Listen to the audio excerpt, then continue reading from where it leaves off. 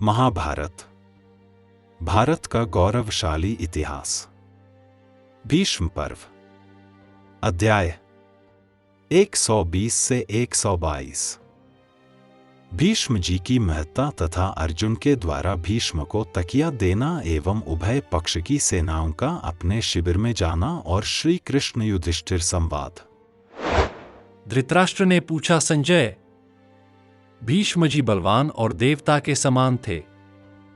उन्होंने अपने पिता के लिए आजीवन ब्रह्मचर्य का पालन किया था। उस दिन उनके रथ से गिर जाने के कारण उनके सहयोग से वंचित हुए मेरे पक्ष के योद्धाओं की क्या दशा हुई।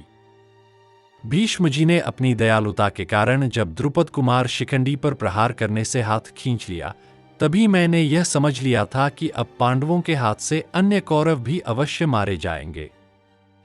संजय, निश्चय ही मेरा हृदय लोहे का बना हुआ है, क्योंकि आज भीष्म जी के मारे जाने का समाचार सुनकर भी यह सैकड़ों टुकड़ों में विदीर्ण नहीं हो रहा है।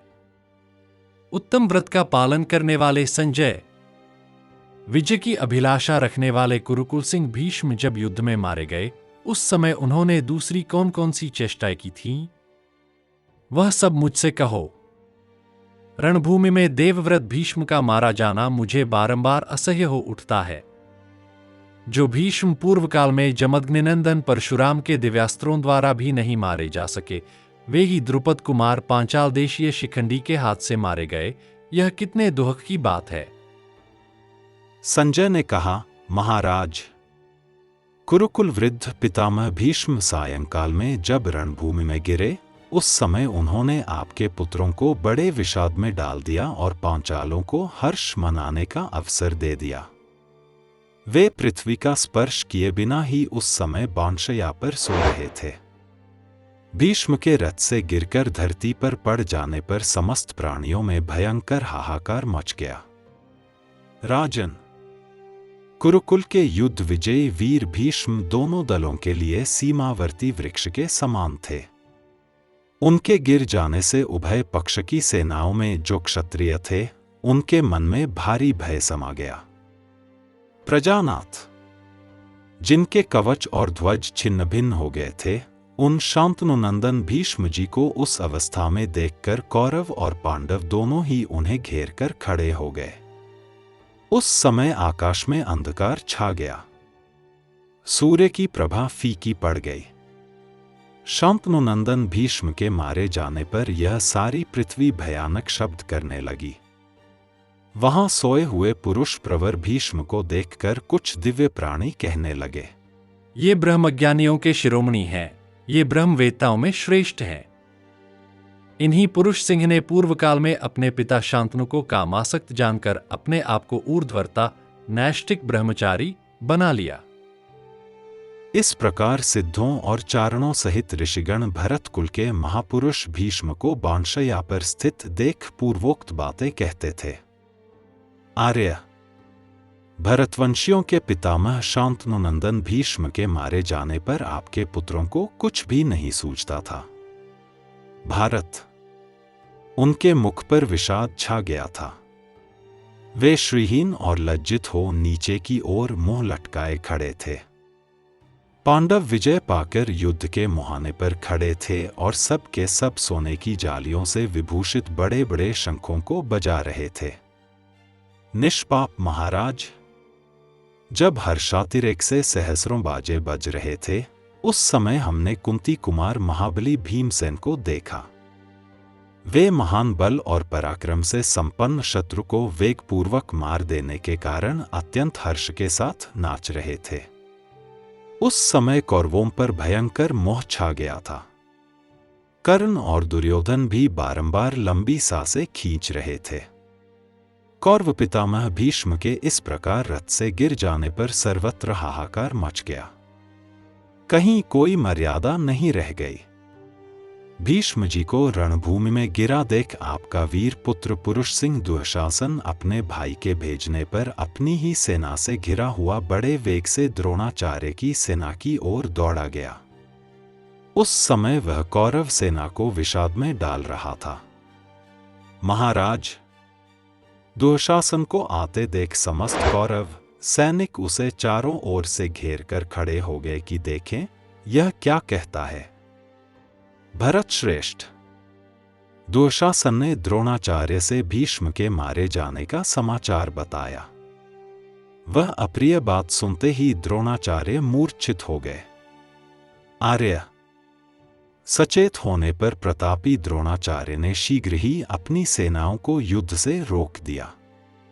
कौरवों को युद्ध से लौटते देख पांडवों ने भी शीघ्रगामी अश्वों पर चढ़े हुए दूतों द्वारा सब ओर आदेश भेजकर अपने सैनिकों का भी युद्ध बंद करा दिया।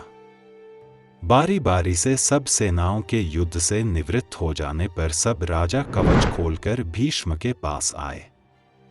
तदंतर लाखों योद्धा युद्ध से विरत होकर जैसे देवता प्रजापति की सेवा में उपस्थित होते हैं, उसी प्रकार महात्मा भीष्म के पास आए। वे पांडव तथा कौरव बाणशैया पर सोए हुए भरत श्रेष्ठ भीष्म की सेवा में पहुंचकर उन्हें प्रणाम करके खड़े हो गए। पांडव तथा कौरव जब प्रणाम करके उनके सामने खड़े हुए, तब शांतनुनंदन धर्मात्मा भीष्म ने उनसे इस प्रकार कहा। महाभाग नरेशगण, आप लोगों का स्वागत है। देवोपम महारथियों, आपका स्वागत है। मैं आप लोगों के दर्शन से बहुत संतुष्ट हूं। इस प्रकार उन सब लोगों से स्वागत भाषण करके अपने लटकते हुए सिर के द्वारा ही वे बोले। राजाओं, मेरा सिर बहुत लटक रहा है। इसके लिए आप लोग मुझे तकिया दें। तदंतर पुरुष सिंह भीष्म ने हंसते हुए से उन राजाओं से कहा, भूमिपालो, ये तकिए वीरशैया के अनुरूप नहीं हैं। इसके बाद वे संपूर्ण लोकों के विख्यात महारथी नरश्रेष्ठ महाबाहु पांडुपुत्र धनंजय की ओर देखकर इस प्रकार बोले। महाबाहु धनंजय, मेरा सिर लटक रहा है। बेटा, यहां इसके अनुरूप जो तकिया तुम्हें ठीक जान पड़े वह ला दो। संजय कहते हैं, राजन। तब अर्जुन ने पितामह भीष्म को प्रणाम करके अपना विशाल धनुष चढ़ा लिया और आंसू भरे नेत्रों से देखकर इस प्रकार कहा।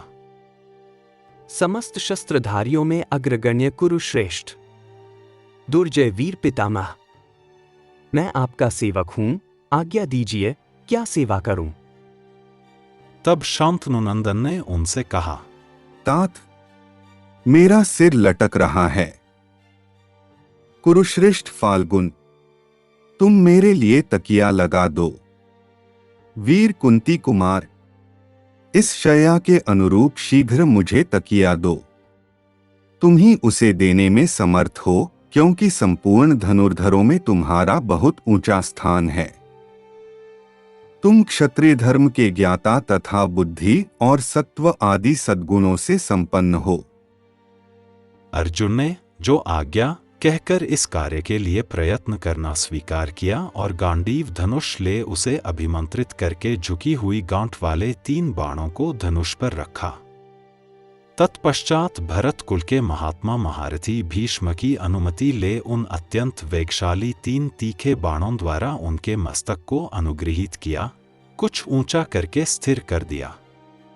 सव्यसाची अर्जुन ने उनके अभिप्राय को समझकर जब ठीक तकिया लगा दिया, तब धर्म और अर्थ के तत्व को जानने वाले धर्मात्मा भरत श्रेष्ठ भीष्म बहुत संतुष्ट हुए। उन्होंने वह तकिया देने से अर्जुन की प्रशंसा करके उन्हें प्रसन्न किया और समस्त भरतवंशियों की ओर देखकर योद्धाओं में श्रेष्ठ, सुहृदों का आनंद बढ़ाने वाले भरत कुलभूषण कुंती पुत्र अर्जुन से इस प्रकार कहा। पांडुनंदन, तुमने मेरी शैया के अनुरूप मुझे तकिया प्रदान किया है। यदि इसके विपरीत तुमने और कोई तकिया दिया होता तो मैं कुपित होकर तुम्हें शाप दे देता।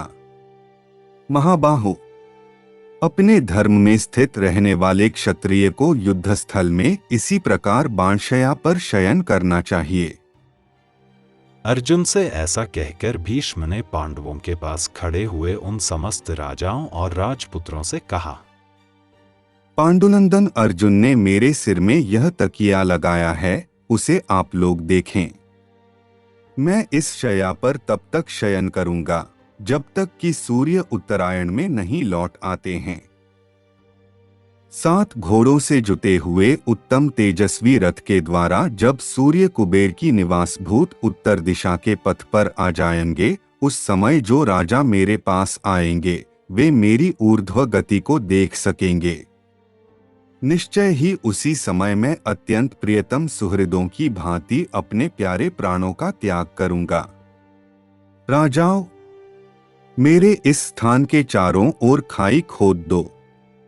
मैं यहीं इसी प्रकार सैकड़ों बाणों से व्याप्त शरीर के द्वारा भगवान सूर्य की उपासना करूंगा। भोपालगण, अब आप लोग आपस का वैरभाव छोड़कर युद्ध से विरत हो जाएं। संजय कहते हैं, महाराज। तदंतर शरीर से बाण को निकाल फेंकने की कला में कुशल वैद्य भीष्म जी की सेवा में उपस्थित हुए। वे समस्त आवश्यक उपकरणों से युक्त और कुशल पुरुषों द्वारा भली भांति शिक्षा पाए हुए थे। उन्हें देखकर गंगानंदन भीष्म ने आपके पुत्र दुर्योधन से कहा, वत्स, इन चिकित्सकों को धन देकर सम्मानपूर्वक विदा कर दो। मुझे यहाँ इस अवस्था में अब इन वैद्यों से क्या काम है। क्षत्रिय धर्म में जिसकी प्रशंसा की गई है उस उत्तम गति को मैं प्राप्त हुआ हूँ। भोपालो, मैं बाणशैया पर सोया हुआ हूँ। अब मेरा यह धर्म नहीं है कि इन बाणों को निकालकर चिकित्सा कराऊं। नरेश्वरों, मेरे इस शरीर को इन बाणों के साथ ही दग्ध कर देना चाहिए। भीष्म की यह बात सुनकर आपके पुत्र दुर्योधन ने यथायोग्य सम्मान करके वैद्यों को विदा किया। तदंतर विभिन्न जनपदों के स्वामी नरेशगण अमित तेजस्वी भीष्म की यह धर्म विषयक उत्तम निष्ठा देखकर बड़े विस्मित हुए। राजन, आपके पितृतुल्य भीष्म को उपर्युक्त तकिया देकर उन नरेश, पांडव तथा महारथी कौरव सभी ने एक साथ सुंदर बाणशैया पर सोए हुए महात्मा भीष्म के पास जाकर उन्हें प्रणाम करके उनकी 3 बार प्रदक्षिणा की और सब ओर से भीष्म की रक्षा की व्यवस्था करके सभी वीर अपने शिविर को ही चल दिए। वे अत्यंत आतुर होकर भीष्म का ही चिंतन कर रहे थे। सायंकाल में खून से लथपथ हुए वे सब लोग अपने निवास स्थान पर गए। पांडव महारथी भीष्म के गिर जाने से बहुत प्रसन्न थे और हर्ष में भरकर विश्राम कर रहे थे। उस समय महाबली भगवान श्री कृष्ण यथा समय उनके पास पहुंचकर धर्मपुत्र युधिष्ठिर से इस प्रकार बोले, कुरुनंदन, सौभाग्य की बात है कि तुम जीत रहे हो। यह भी भाग्य की ही बात है कि भीष्म रथ से गिरा दिए गए। ये सत्य प्रतिज्ञ महारथी भीष्म संपूर्ण शास्त्रों के पारंगत विद्वान थे। इन्हें मनुष्य तथा संपूर्ण देवता मिलकर भी मार नहीं सकते थे। आप दृष्टिपात मात्र से ही दूसरों को भस्म करने में समर्थ हैं। आपके पास पहुंचकर भीष्म आपकी घोर दृष्टि से ही नष्ट हो गए हैं। उनके ऐसा कहने पर धर्मराज युधिष्ठिर ने भगवान श्री कृष्ण को इस प्रकार उत्तर दिया, श्री कृष्ण, आप हमारे आश्रय हैं तथा आप ही भक्तों को अभय दान करने वाले हैं। आपकी ही कृपा प्रसाद से विजय होती है और आपके ही रोष से पराजय प्राप्त होती है। केशव, आप समरभूमि में सदा जिनकी रक्षा करते हैं और नित्य प्रति जिनके हित में तत्पर रहते हैं, उनकी विजय हो तो यह कोई आश्चर्य की बात नहीं है। आपकी शरण लेने पर सर्वथा विजय की प्राप्ति कोई आश्चर्य की बात नहीं है, ऐसा मेरा निश्चय है। युधिष्ठिर के ऐसा कहने पर जनार्दन श्री कृष्ण ने मुस्कुराते हुए कहा, नृपश्रेष्ठ, आपका कथन सर्वथा युक्तिसंगत है। महाभारत भारत का गौरवशाली इतिहास। हम कथा सुनाते पांडव सकल महान की। यह महाभारत है पुण्य कथा श्री भगवान की।